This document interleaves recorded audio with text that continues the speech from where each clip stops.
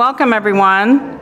This is the regular meeting of the City Council of the City of Cottonwood, Arizona, to be held February 1st, 2022 at 6 p.m. at the Cottonwood Council Building, 826 North Main Street, Cottonwood, Arizona. We'll ask the clerk to take the roll call. Councilmember Henry? Here. Councilmember Halls? Here. Councilmember Curott? Present. Councilmember Matthews? Here. Councilmember Wilden? Here. Vice Mayor Naren? Here. Mayor Alinsky? Here, thank you. Thank you, Marianne. And if you'd all stand and join me in the Pledge of Allegiance. I pledge allegiance to the flag of the United States of America and to the republic for which it stands, one nation, under God, indivisible, with liberty and justice for all. Okay. Next up is a brief summary of current events by the mayor, city council, and/or city manager. The public body does not propose, discuss, deliberate, or take legal action on any matter brought up during the summary unless the specific matter is properly noticed for legal action. Any council members have any updates? Well, I just wanted to update briefly on a wonderful tour I had of the Cottonwood Oak Creek School District with Superintendent Steve King. He toured me around the facilities. I even got a peek at the Science Vortex location and some of the fun projects that the kids get to do there. Also some of the new garden area and special education programs that they are doing this semester. Also, they are introducing just now a Condor youth pilot program to introduce the students and the young people of our community to the joys and science of flying. It's a partnership with Embry-Riddle, and they have a pretty neat looking simulator in there, and just overall exciting stuff. And earlier during the introductions, you mentioned energy, and that really is something that I walked away from my visit with. You know, Superintendent King has a lot of energy, a lot of passion for our kids, and it's really wonderful to learn a little bit more about what they're doing over there at the district. Okay. Any other council members? Mr. Corbin? Thank you, Madam Vice Mayor. A couple tonight, so bear with me, please. So I want to let the council and community know there will be 2 public hearings regarding the application for federal financial assistance to continue providing public transportation services in Cottonwood, Clarkdale, Sedona, Yavapai County, and the inclusion of Jerome. These meetings will be held at the Cottonwood Recreation Center, Cottonwood Room, located at 150 South 6th Street. The dates are February 2nd and 9th at 4 p.m. Transportation will be provided for those in need by calling the CAT office at 928-634-2287. COVID testing provided by the Cottonwood Fire Department will be done as of today until it is determined if the county health department will have more supplies of the kits for testing. The Cottonwood Fire Department has been providing testing to our community for 5 weeks and has tested hundreds of citizens during that time. The Verde Valley Medical Center will remain open for testing each day and has not announced when they will end the testing. Cottonwood Fire will continue providing tests to city employees moving forward. The Cottonwood Airport Commission will hold their regular meeting tomorrow night, Wednesday, February 2nd, beginning at 6 p.m. here in the chambers. Please visit CottonwoodAZ.gov for the agenda. The Environment Center invites you to join them for their first Saturday Science. This free event will be held on Saturday, February 26th from 12 p.m. to 2 p.m. at the Verde Valley Discovery Center, located at 345 East Mingus Avenue. Learn about the 5 C's of Arizona. Enjoy hands-on STEM-based training for all ages. And then Fuerza Local is launching in Cottonwood today, a class of 6 Cottonwood businesses with 6 Sedona businesses that are all owned and operated by Spanish-speaking individuals. This class is from 5 to 7 at the City of Sedona. The Fuerza Local Business Accelerator is a 6-month program designed to teach underserved micro-entrepreneurs important basics for financial literacy and business development. Participants attend the weekly classes on a variety of topics, including marketing, business, planning, cash flow management, and many more. Local First Arizona Foundation launched the Fuerza Local Business Accelerator in 2013 as a direct response to the influx of predatory lenders that target low-income Latinos who often lack financial literacy and access to resources that help build thriving businesses. The SBDC will be hosting a workshop in Spanish on 10 steps to build your business that will be held at the Rec Center on February 17th from 4 to 5. You can register by visiting Yavapai College Small Business Development classes or calling 928-717-7232. Thank you, Madam. Thank you, Mr. Corbin. So next up, we have one presentation, it looks like tonight. We have AUDRA MERRICK, North Central District Engineer for Arizona Department of Transportation, presenting some information regarding projects in Northern Arizona. Welcome. Hello. Thank you for having us. Thank you for being here. Yes. We're very interested to hear what's going on. What we have going on. So first of all, good evening, Mayor. I know you're on the phone, Vice Mayor and Council. Thank you for having us here tonight. My name is AUDRA MERRICK. I'm the North Central District Engineer. And I have Brendan Foley here with me today. He is the Assistant District Engineer over construction, so I'm actually going to have him do the presentation. And Brendan? Thank you. Good evening, Mayor, Vice Mayor, members of the council. Appreciate the opportunity to be here and talk to you a little bit about ADOT's North Central District and some of the things that we have going on. Do I need to push the button here? Yes.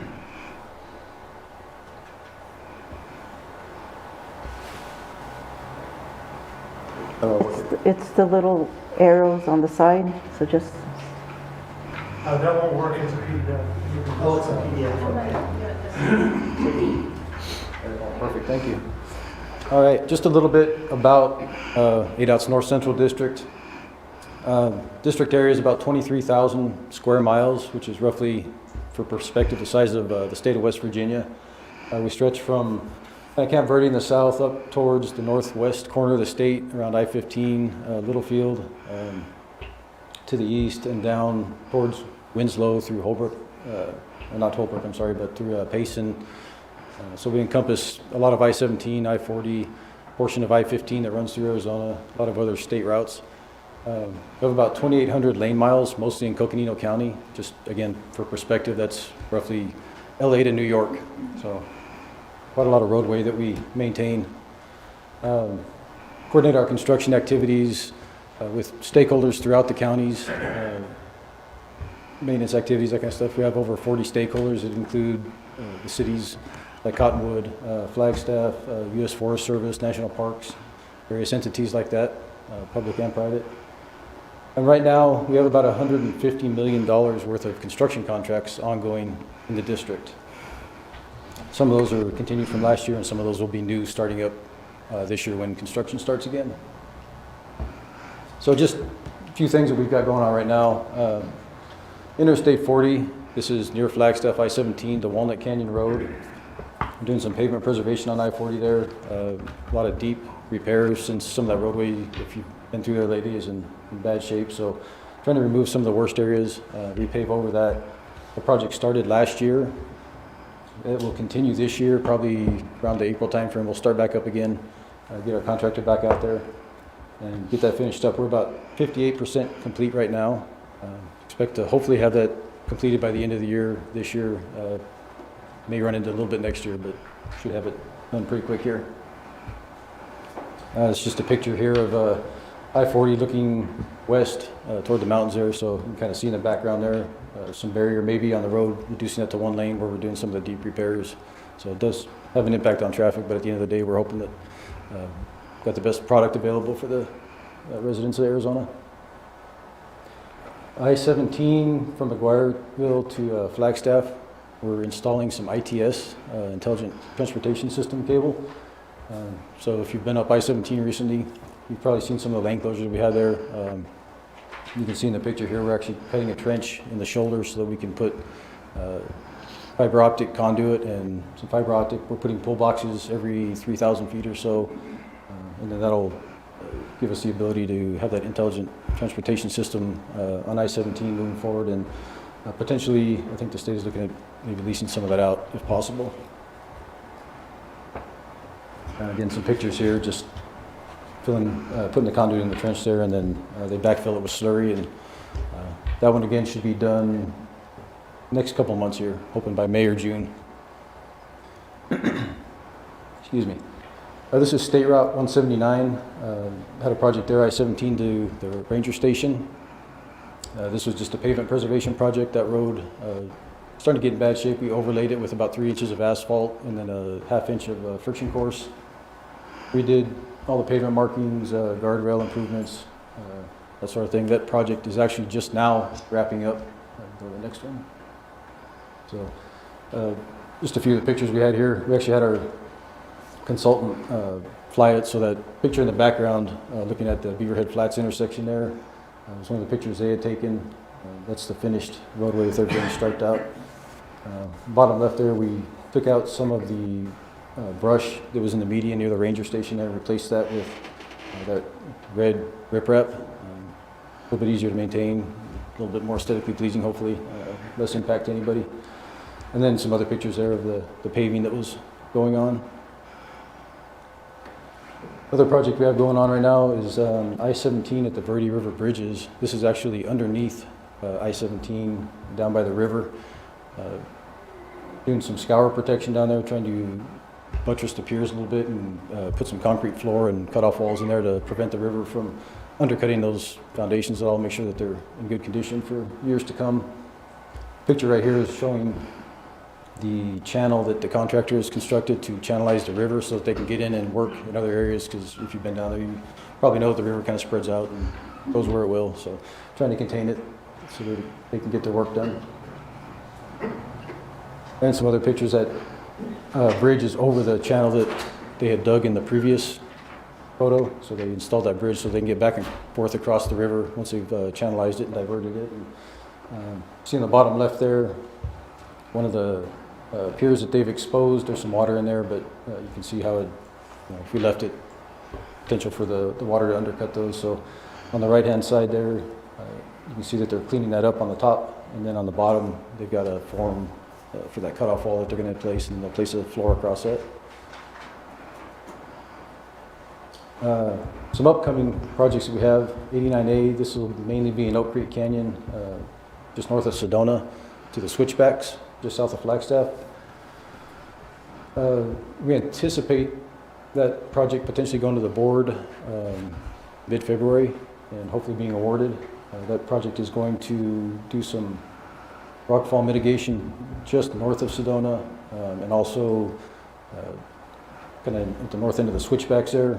There'll be some blasting and rock removal at the south end, and then some rock bolting to hold those slopes up and hopefully prevent, or at least minimize any kind of rockfall and rock slides in the area. We've also got another sediment and erosion control project just north of Pump House Wash Bridge. We're doing kind of a similar thing. We're installing some channels and barrier and things like that to keep any of that mud and rock that does come off the slopes contained, and hopefully keep the road open until we have an opportunity to get out there and clean all that out of the channel. So trying to, again, mitigate rock slides and mudslides and keep all that stuff contained and off the roadways. And then the last part of this is a Pump House Wash Bridge. I can go to the next one. The deck replacement. If you've been through there recently, that deck's in pretty bad shape. We've tried to overlay it and keep it going over the years here, but it's kind of getting toward the end and we need to replace that. So we'll be removing the deck and the barrier, painting the girders, and replacing that deck and barrier, and doing a little bit of paving work in association with that. Right now in development, we've got a project on I-17 southbound from Flagstaff basically to the rim where that median barrier is. We're finishing that development up right now and hoping to get that advertised sometime in mid-February as well. So that project will reconstruct about 10 miles of travel lane that's in bad shape, do some bridge deck repairs, some ramp rehabilitation, and just replace the friction course all the way from Flagstaff to, like I said, the rim where you start to drop off. Don't have any idea when that's going to be awarded, but again, we're hoping to advertise that sometime this month. And then hopefully one that's near and dear to you, State Route 89A, Main Street to River Avenue. We just got that kicked off Had the kickoff meeting, I want to say December. Had a field review in late January. Go out and look at that. This project is going to do some pavement preservation, repave through town there. Just the water valves, manholes, any damaged drainage features that we need to take care of, we'll try and take care of. Obviously restripe it. Try and add a shoulder buffer in there, assuming that roadway widths allow. And then tentatively get that one advertised in the third quarter of fiscal year 23, which would be in that May, June, July timeframe of 2023. So hopefully have that construction going the next year or so here, year and a half.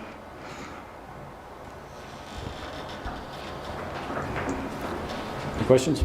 Okay. Council have any questions? Ron, you might have to jump in here. Is there anything that he may have missed that I was concerned about earlier that we talked about? Madam Vice Mayor, Councilmember Wilden, I don't think so. The key there is the foggiest picture was the most important picture, but they're going to be fixing the road from the bridge basically all the way to Walgreens, so along 89A. And so what the community, it's what the number one complaint we get for road problems is 89A is part of our main street. And so this year they went there, they've designed it and engineered it, and then next year they'll bid it out to actually get it constructed. So all of 89A through the city of Cottonwood, the lights, the signs all belong to ADOT, and they've been a great partner. I'm glad that they've moved this up on the priority list. The city did contribute or has some money set aside to contribute to the project to help make this happen. But I am so excited that all those bumps will disappear for at least a year, I hope. And it'll be a lot safer and a lot more aesthetic to people coming into Cottonwood. You know, that's our entrance into Cottonwood. And so it's very important here, and I'm glad they moved it up. But I think that covers most of it. And when's the completion date projected or the start date, either one?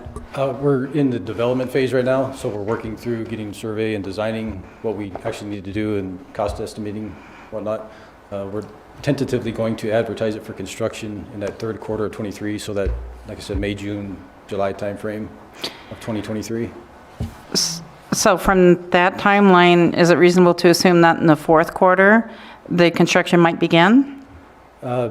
Tentatively, yes. Okay. Vice Mayor. All right, thank you. I know that we have citizens that will be asking us all these kinds of questions. Yes, that's what's programmed. Things change, obviously, with schedules, and assuming that, you know, we encounter some unforeseen circumstances, something like that, but that is what we're intending. Okay. Any other questions? Is the area from Walgreens up to 260 on that list anytime soon? Walgreens to 260. The other part of me, or 89. That I do not know. That's not programmed right now. It's in the, maybe in the P2P. Right. So it would be in our P2P or planning to programming list, but it just depends on when that becomes a higher priority compared to other statewide priorities. I figured since you're doing the other half of it. This piece that we're doing right now is a district minor, so the district actually applied for that in association with the funding that the city provided, so that we can make that happen. Madam Vice Mayor, just as an FYI to the council, after the retreat a couple weeks ago, we're going to try to move up our design plans for Main Street that would connect to this, so that we'll be hopefully improving our road about the same time. That's our ultimate goal. And so you'll see that coming to council in the next month or so about us putting the engineering designing of Main Street fix out soon. We probably won't get the exact time frame, but it'll be close. It'd be nice to have a nice smooth road all the way into Old Town from 260, but that is based on the feedback we received from council. That's what we're working on. Clarify for me, but I thought you said this was going to be from the bridge up to Walgreens. That is correct. This is 89A from the bridge in Bridgeport all the way to Walgreens, and then I'll bring to council from Walgreens into Old Town.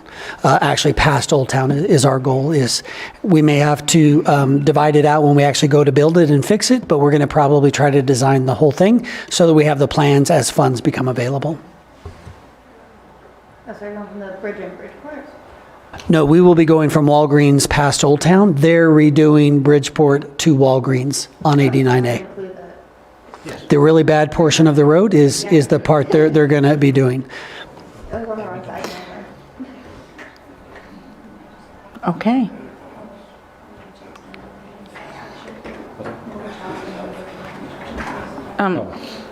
So did we have any other questions? Or did you have something else you'd like to add? I was just going to add that, yeah, when we do get to that construction timeframe, we will coordinate with the city, and we have been coordinating with your engineering staff as well, so. Okay, and we appreciate that. Thank you. Absolutely. I have one question. You're going to do 89. Are you going to do anything at the intersection of 260 and 89? So, as far as the intersection, our TSMO group, the Transportation System Management and Operations Group, did a road safety assessment there and had some recommendations as far as some striping and updating signage and removing some of the clutter there to try and help with traffic. They have, as I understand it, implemented most of those except for the signage changes because some of the signs are on order right now, but they have updated the striping. Outside of that, any other improvements would be on the P2P list that I mentioned. And I don't know what specifically is on there, but So you've been hearing us mention P2P a few times this evening, so maybe not everybody understands what that means. So P2P is programming, or planning to programming. And so how that works for us is we do a bunch of studies and stuff and different types of planning documents. And the recommendations of those documents go into a list which we call P2P. The years call a P2P list. It's a bunch of projects, and those projects get rated on a statewide basis on a bunch of criteria. And so the 260-89 intersection is in that P2P list to look at it as far as an operational type issues that we might be seeing. In the meantime, we did do the road safety analysis, which is what Brennan had mentioned. And some of the things that they identified in there is cleaning up maybe some of the sign clutter, refreshing the striping, looking at signal timing, those types of things, in anticipation of something maybe coming on that P2P list at some point in the future. Pending money, what we do is we take that P2P list and we evaluate based on all the criteria, and then those top projects that we have funding for go into our 5-year program. And we have a 5-year program that gets renewed every year. So this spring, you'll see us put out a tentative program for ADOT, and you'll see us ask for public comment, and we'll have public hearings on that program. The State Transportation Board usually accepts or denies that program, hopefully accept at the end of June, and then the governor signs it normally in July, kind of give you an idea how we work. So we do have that intersection in the P2P list. It just is a matter of where it falls on those rankings and stuff on that statewide standpoint when we get to that point. So, Thank you. yes. Okay, thank you. Thank you. Appreciate it. thank you.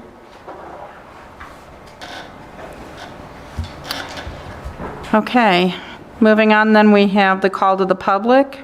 This portion of the agenda is set aside for the public to address the council regarding an item that is not listed on the agenda for discussion. However, the council cannot engage in discussion regarding any item that is not officially listed on the agenda for discussion and/or action. And comments are limited to a 3-minute time period. So I do have a few of the yellow slips that are in the back of the room. So if you haven't filled one out and you'd like to have a chance to speak, please do complete one of these. So we will start with, and let me just apologize now that if I get anybody's name pronounced wrong, I'm very sorry. Diane Schneider.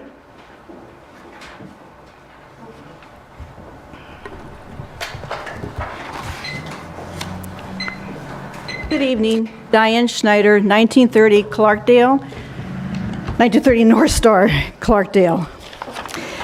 Before I begin with what I really want to talk about, I just want to say something to anyone here in the room listening or online or whatever. My husband and I built our house in Clarkdale. If we step off a patio, we're now standing in Cottonwood. And for anyone that says that you knew an airport was here when you built here, yes, we did. The real estate agent said to us, yeah, there's an airport. We didn't know anything about any airport expansion plans, the touch and goes.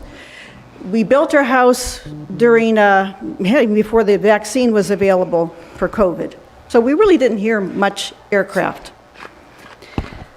My name is Diane, it isn't Karen, and I'm not from California. So I get insults online and to our face.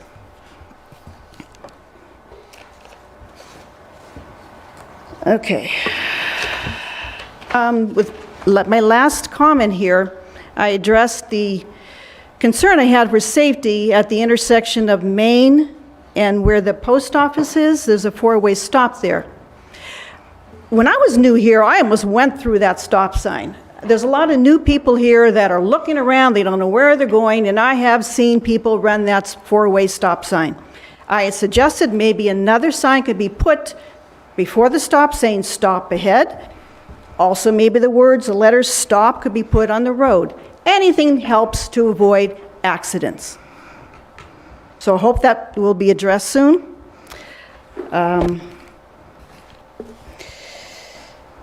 I also asked for the airport's original mission statement. Haven't gotten it yet. You have my email. I appreciate it if that was emailed to me. So now I want to talk about the purpose of this airport expansion. I don't see any reason for it, for small aircraft, more coming here, small jets. There's no convention center here. There's no corporations here. Where are the CEOs that need it? Company presidents. Our house is in line with the takeoff and landing pattern. It's a problem for us. So it seems like this airport expansion plan is to benefit only a few. You can't treat it like it's your private business. This is a city where, you pride yourself on small community. It's a dark city. You don't want light pollution, but you're perfectly okay with noise pollution. So I just don't understand why such an ambitious project with all these acres and whatnot for a larger airport. People who are moving here are basically retired.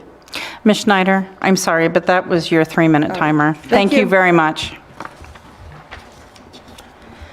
Next up, we'll have Michael Nacito.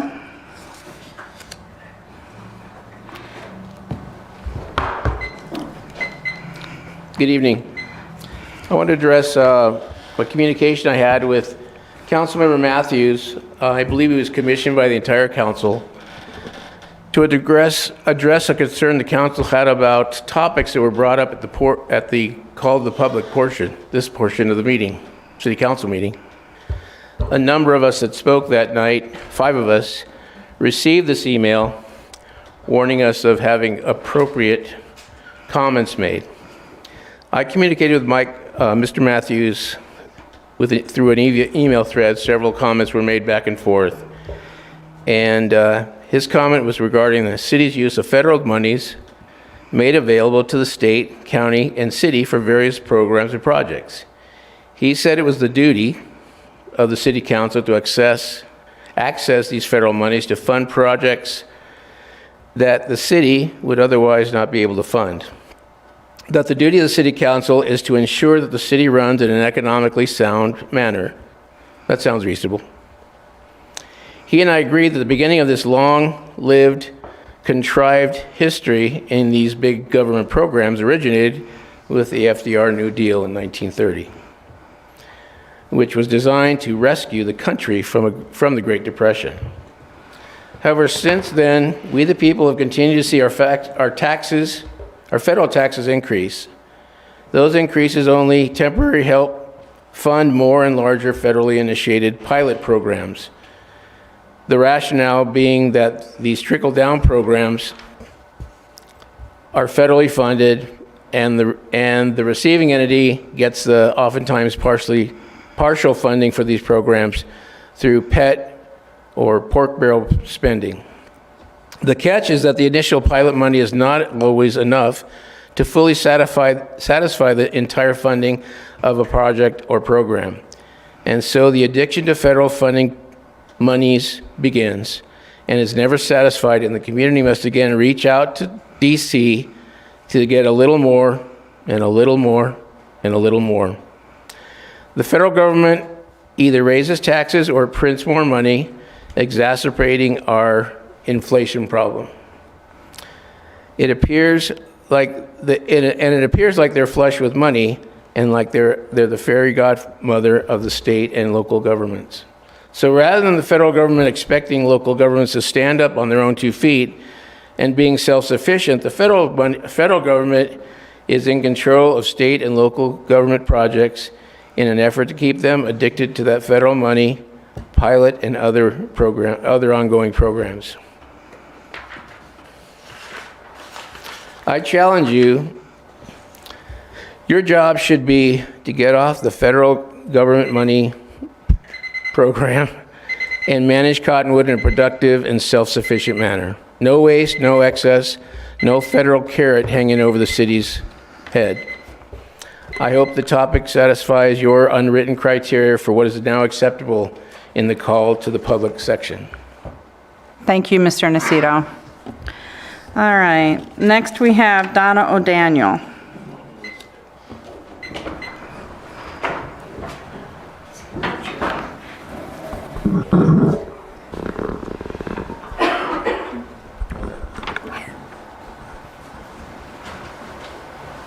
Can you hear me all right?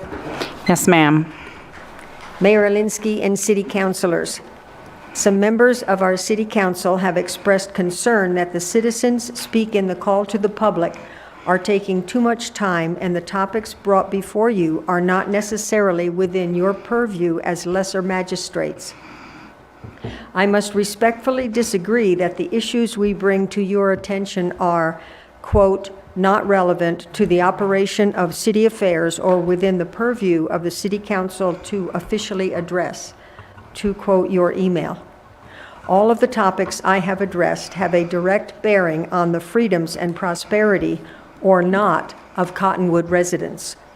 You took a solemn oath to uphold the Constitution of the United States. This is your primary duty as elected officials.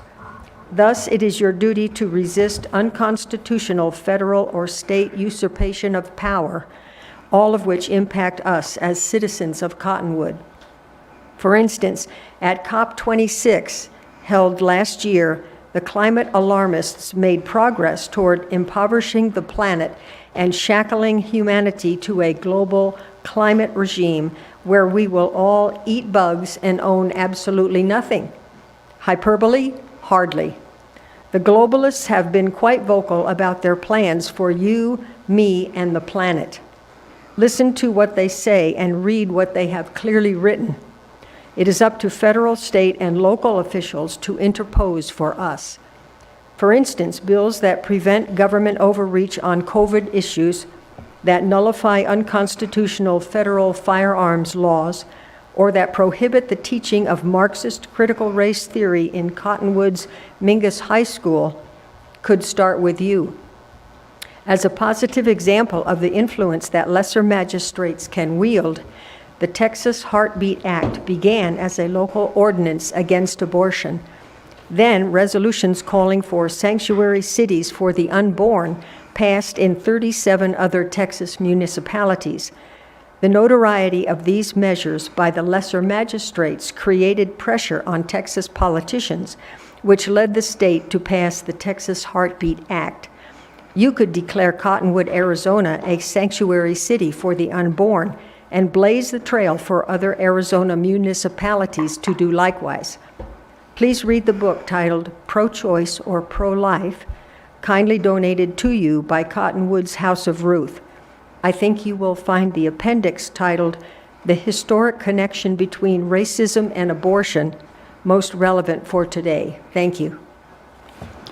Thank you, Ms. O'Daniel. All right, and then next we have Ed Chenoweth.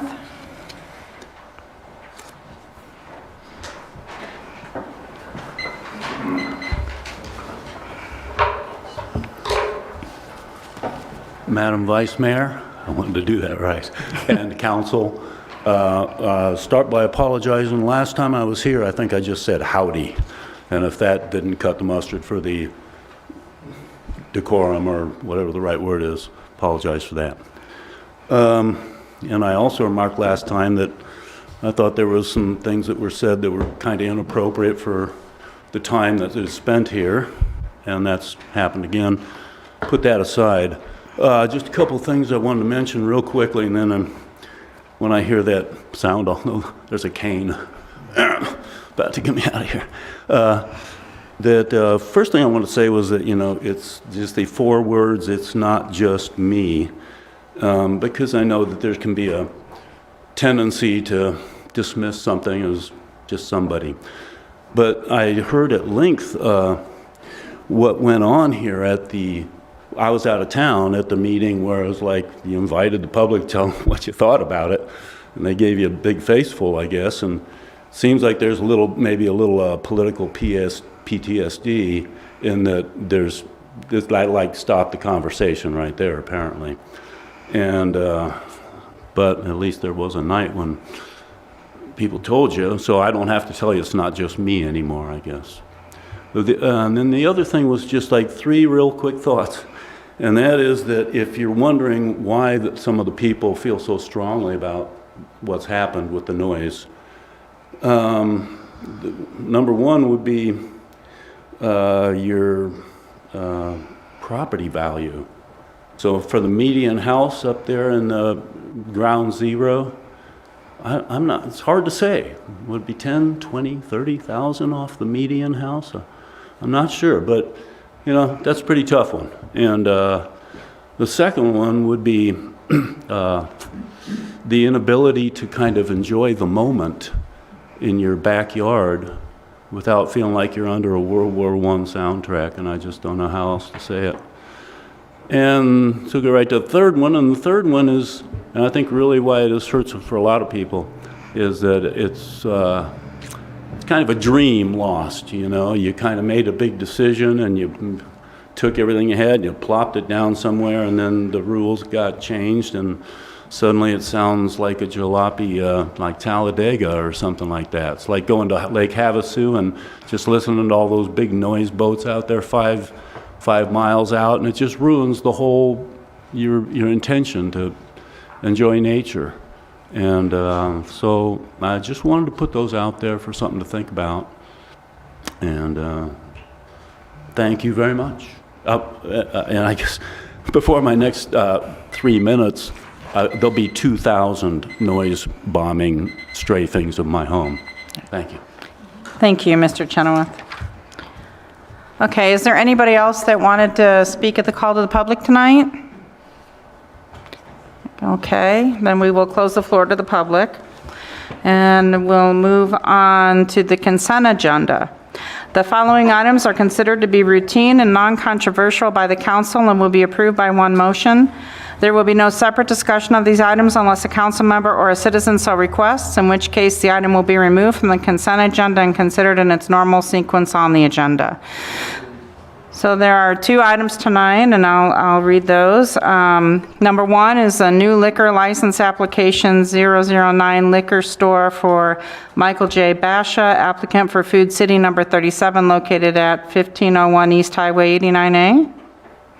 And number 2 is the application for extension of premises patio liquor license permit submitted by Tamara Morgan for that brewery located at 300 East Cherry Street, Building B, for an event scheduled for March 12, 2022. So is there any item that council would like pulled from the consent agenda? No. Any item a member of the public would like pulled?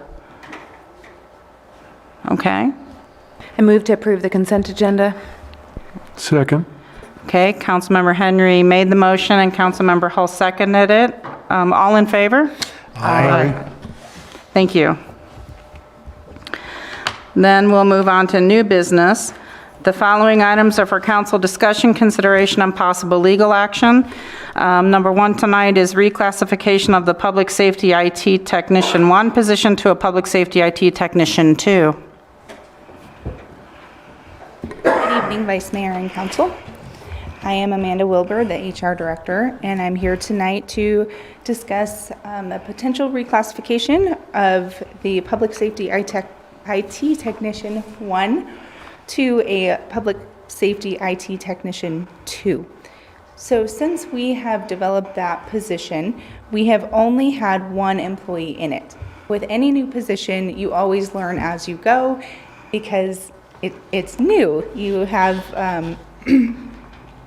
a learning curve there generally. So, excuse me, I'm sorry. This employee who's been filling this position is retiring, and in line with the strategic plan, we look at all of our positions as they are becoming open to make sure that they are classified correctly, and we are going to be advertising appropriately and making sure we are truly putting out to the public what we're looking for. So as we revisited this position, we've determined that the level of technical expertise you need for this position is more in line with a Technician 2 than a Technician 1. So tonight we're requesting that we make that change. As far as budget goes, this change would place our Tech 2 into a range 23 versus a 21 that the Tech 1 currently is. That's about a 10% difference. So moving forward, that does affect the budget in future years. However, this year, that can be absorbed into our current budget, and that's not something that's abnormal to be able to be absorbed in future budget years as well. So with that, I would open up any questions that you have about this position. Any questions? Ready for a motion? Sure. Okay, I move to approve the reclassification of the Public Safety IT Technician 1 to Public Safety IT Technician 2. I'll second that. So that the motion was made by Councilmember Wilden and seconded by the Vice Mayor. Can we have a roll call vote, please? Councilmember Henry? Yes. Councilmember Hulse? Yes. Councilmember Curott? Yes. Councilmember Matthews? Yes. Councilmember Wilden? Yes? Vice Mayor Naren? Yes. Mayor Alinsky? Yes. Motion carried. Thank you. All right, next we have discussion, consideration, and possible approval of the following agreements. One is a grant agreement with the Arizona Department of Housing for CDBG funding in the amount of $1,775,000. Two is a subrecipient agreement with the Verde Valley Homeless Coalition to pass those funds through to the coalition for the purpose of purchasing and improving real property on Main Street to improve an existing emergency overnight housing shelter building and to construct a transitional housing facility. And three, a technical services contract with the Northern Arizona Council of Governments. Mouthful. Sorry, that was my fault, Madam Vice Mayor. Madam Chair, Mr. Mayor, Council, this is the last set of approvals that would be required to accept and pass through a CV 1-2 program. It's a CARES Act program, pass-through grant to address the COVID crisis. And this is for a housing project that will be performed by the Verde Valley Homeless Coalition. As you'll recall, last May, you directed staff to move forward, and we've been doing that, and all the heavy lifting's been done by some people in the room tonight. Board Chair Peter Flynn, Board Member Carol Kwasula, Isabel Rollins from NACOG. I see Ryan in the audience. There's a lot of folks who've been doing a lot of work with the Arizona Department of Housing, which is the agency that would be passing through this funding, which is federal funding, through the city to the coalition to purchase property it's currently leasing and operating a emergency cold weather shelter on. It would be doing some modest improvements and I think an expansion of bed capacity to that facility. And then it would be constructing a, I believe, 6-bed transitional housing facility. As you mentioned, Madam Vice Mayor, the grant is for almost $1.8 million, and there won't be any city match, so there will be no direct cost to the city. I know there was a question, I recall from the minutes, about the burden on staff. We think it will be, if all goes well, as planned, the burden on staff would be modest. There would be some reporting to us and to the Department of Housing. That would be, we'd have to make sure that was done, and there are monthly reports during the project, and there are also some census reports. There's a reporting system, and I think the coalition would be responsible for that, but we'd be ultimately responsible for holding the coalition accountable for that. It's important to note, though, that these are, this is a capital investment, so there are no program or operational funds being passed through here. So the promise that the grantee, the ultimate grantee, and the city, as well, the city is the pass-through grantee, and the coalition have to make, is that the purpose to be served by the grant, which is the provision of emergency shelter housing, will be provided for at least 5 years from the time the project is closed out. And the project is closed out when the transitional housing is constructed. But there is a deadline for closing out the grant of September 23. 80% of the funds have to be spent by this September, and then the balance of the funds need to be expended and the grant closed out by September of 23. So we're looking at an obligation to ensure that emergency housing, overnight shelter is provided for about the next 6 years. So while it's unlikely, we believe the worst case scenario is that if the coalition is not able to provide these services, what we're told is the Department of Housing will work with the city to provide another to locate another provider to make sure these services are delivered.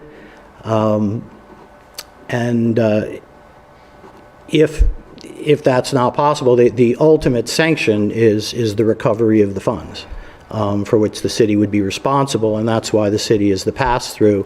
There were two types of grant available. One would go directly to grantees, and one would pass through local governments. We were advised that this path was taken because the other was much more competitive, and the coalition would be unlikely to be able to secure that. With that, I'd like to invite the folks who are here, are more expert in this than I am, to let us know if I've missed or misstated anything, and then to entertain any questions. Okay. Thanks, Steve. It's been a long road since May. Lots of help from Steve and Rudy and planning, and lots of work with ADOH. Minor correction, no increase in our beds. That's covered by a conditional use permit. So really minor changes to the building we're currently in, extra bathroom, etc. But let's not get planning up in the air. No more beds. If we were going to put more beds in, we would come back and like to ask for a change in the use permit. This is one-time money, and so we hope we can get it. Thanks to ADOH and to NACOG for helping identify this, and that we were candidates, that Cottonwood was a candidate for it. We do have a deadline of spending 80% of the money. It's either September 22nd or September 30th. I can never remember which. But either way, the time is of the essence, to use the legal phrase. We really need to hit the ground running. The buying the building, the properties, will take up 60%. We have to spend half of the remaining 40%, and we are geared up to do that. So thanks for all of that. And I'll just say briefly, we continue to think this is a win-win because in a tourism-oriented environment, having the homeless in a shelter that's away from Main Street is a positive thing. And the transitional housing will return a portion of that to a useful role. And in a service-oriented economy, we think that's a help. So I will be here to answer any questions or concerns, but yes, thanks. Okay. You got it. Council, do we have any questions for Mr. Flynn? No, I answered my 2 questions. Thank you. Okay. All right, so how would we like to proceed? Question for Steve. So I just assume that all the protections that were of concern to us, you have addressed and are all in place within this agreement, right? Yeah, Mr. Matthews, something that we learned within the last few weeks that's not perfectly consistent with my initial concept of how this would work is the security for the property. The deed of trust will be held by the Department of Housing. I don't think that's a material difference because, again, this is a capital investment, and it's really the promise is related to the programming and the provision of shelter services. So with ADOH's representation, which I have heard, that the first thing they do if there's a problem is they come in and they try to work with the community, the local government, to find a provider to continue to provide the services. They don't want the money back. They want to see the services continue. So the security is there, but I think initially we thought that the city would be the beneficiary of the deed of trust, and it will actually be the state.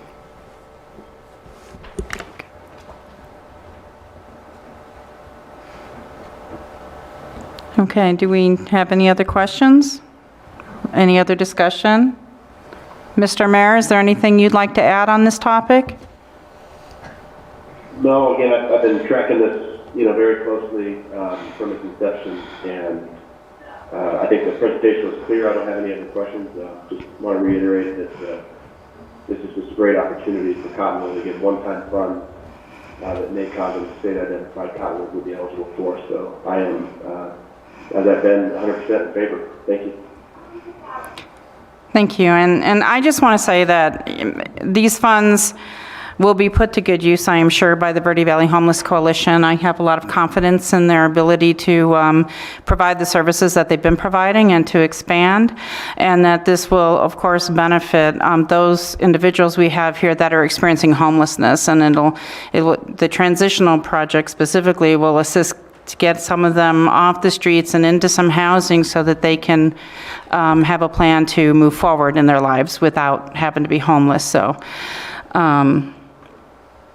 that's what I have to say. And with that, I'll go ahead and make a motion. I move to approve the proposed funding agreement number 30-122 with the Arizona Department of Housing for pass-through CDBG-CV funding in the amount of $1,775,000. The proposed form of subrecipient agreement with the Verde Valley Homeless Coalition and the proposed technical services contract with the Northern Arizona Council of Governments to authorize the city manager, deputy city manager, and city attorney to agree to non-material changes to the agreements and forms as presented prior to execution, to authorize the mayor, city manager, and/or deputy city manager to execute the agreements, and authorize the city manager and deputy city manager to execute such additional forms and agreements and to take such other actions as may be required to carry out the purpose and intent of the agreements. Second. Okay, the Vice Mayor made the motion and Councilmember Wilden seconded it. Can we have a roll call vote, please? Councilmember Henry? Yes. Councilmember Halls? Yes. Councilmember Curott? Yes. Councilmember Matthews? Yes. Councilmember Wilden? Yes. Vice Mayor Naren? Yes? Mayor Linsky? Yes. Motion carried. Thank you. All right, next we have resolution number 3120 approving an intergovernmental agreement with Yavapai County for election services. Yes, Mr. Mayor, Madam Vice Mayor, council members, the current intergovernmental agreement that the city has with the Yavapai County Elections Department is due to expire on March 31st of this year. The Yavapai County Elections Department has sent a new intergovernmental agreement for the city with just minor changes from our prior agreement. And the agreement provides election services for the city's vote-by-mail elections, which, as you know, all the city elections are vote-by-mail, as the council, prior council decided for the city. And the term of this new agreement is through December 31st, 2024, and that will cover the city's next 2 election cycles, this 2022 and 2024. There is a potential to receive a discounted rate of 25 cents per registered voter if the city is willing to provide 2 of the 4 services outlined under Section 5 of the agreement. The total number of registered voters for the city at the last regular election was 6,492.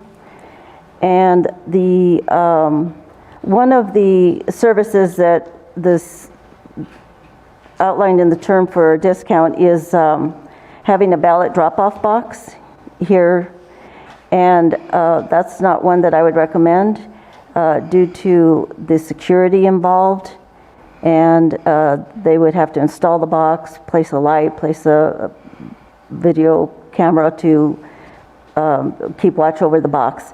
There are other services that the city can provide. One would be providing a vote center or a training site for any statewide or county elections cycle, and provide a one poll worker, which would be one of a city employee. That is up to the council to decide if you wish the staff to provide any of those additional services for the county in exchange for a discount. Okay. Do we have any questions? Any discussion? Motion. I move to approve resolution number 3120, authorizing an agreement with the Yavapai County for election services. Second. Okay, Councilmember Wilden made the motion and Councilmember Henry seconded it. Can we have a roll call vote, please? Councilmember Henry. Yes. Councilmember Hulse. Yes. Councilmember Curott. Yes. Councilmember Matthews. Yes. Councilmember Wilden. Yes. Vice Mayor Naren. Yes. Mayor Alinsky. Yes. Motion carried. Thank you.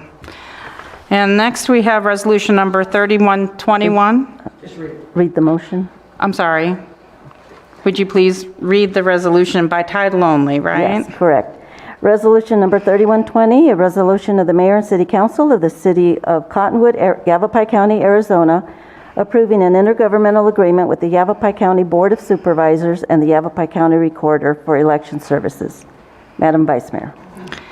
Now we have resolution number 3121, designating the city's 2022 primary and general election dates, the purpose of the election, and the deadlines for voter registration. Mr. Mayor, Madam Vice Mayor, council members, this resolution will designate the city's primary and general election dates, which are August 2nd, 2022, and if required, a runoff election for the candidate election that would be held on July 5th, 2022. The purpose of the election is for nominating 3 council members. We have 3 council members whose seats are expiring this year. And the deadlines for voter registration in the general election is October 11th, and the deadline to register for the primary election is July 5th, 2022. Okay. Any questions? Okay, I'll move to approve resolution number 3121. Second. Okay, the Vice Mayor made the motion and Councilmember Matthews seconded it. A roll call vote, please. Councilmember Henry had to leave for the moment. Councilmember Hulse. Yes. Councilmember Curott. Yes. Councilmember Matthews. Yes. Councilmember Wilden. Yes. Vice Mayor Naren. Yes? Mayor Alinsky. Yes. Okay. Motion Now, carried. would you please read resolution number 3121 by title only? Resolution number 3121, a resolution of the Mayor and Council of the City of Cottonwood, Yavapai County, Arizona, designating the 2022 primary and general election dates, the purpose and form of the elections, and the deadline for voter registration. Madam Vice Mayor. Okay, next we move on to claims and adjustments. Move to approve the claims and adjustments. Second? Okay, Councilmember Hulse made the motion and Councilmember Matthews seconded it. All in favor? Aye. Move to adjourn? Second. Vice Mayor made the motion and Councilmember Wilden seconded it. All in favor? Aye. Aye. Thank you.